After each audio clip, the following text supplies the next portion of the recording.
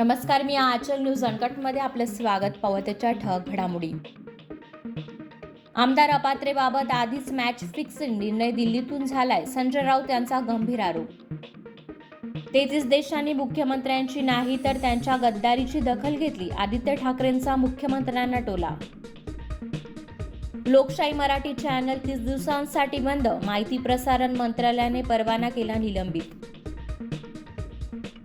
मनमाडमधील petrol diesel tanker चालक पुन्हा संपावर. राज्यात पुन्हा इंधन टंचाईची शक्यता.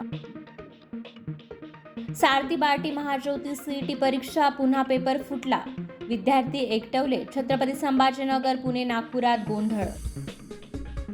पीएम मोदी सर्व काही वैयक्तिकरित्या घेतात. भारत मालदीव वादावर मल्लिकार्जुन खरगेंचं वक्तव्य. डॉक्टरांना आता कॅपिटल अक्षरात लिहावं लागणार प्रिस्क्रिप्शन. ओडिशा हायकोर्टाचा आदेश. कुमार बिर्लांची मुलगी अनन्या बिर्ला बनली भारतातील दुसऱ्या मोठ्या मायक्रो फायनान्स कंपनीची मालकीण. इक्वाडोर देशात बातम्या सुरू असतानाच आत शिरले बंदूकधारी गुंड. लोकांनी पाहिलं हायजॅकिंगचं लाईव्ह टेलिकास्ट. आणि रवीना टंडनचा आगामी वेब सिरीज कर्मा कॉलिंगचा रहस्यमय टेलर रिलीज. धन्यवाद.